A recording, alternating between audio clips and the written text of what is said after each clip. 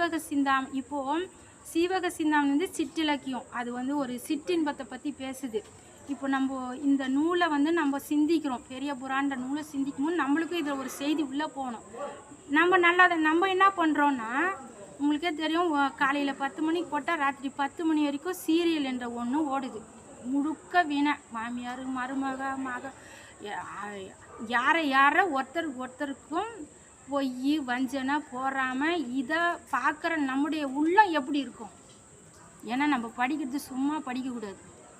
அப்போது இது எல்லாமே நம்மளுக்கு உய்வை கொடுக்காது.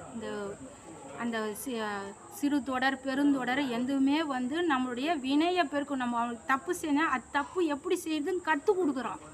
அதை கற்றுக்குன்னு நம்மளுக்கு என்ன, இந்த உயிருக்கு என்ன ஒரு லாபம் அடைய போகுது? உயிருக்கு லாபம் சிவனே. அதை அந்த சிவனுடைய கதையும் அந்த அடியாருடைய கதையும்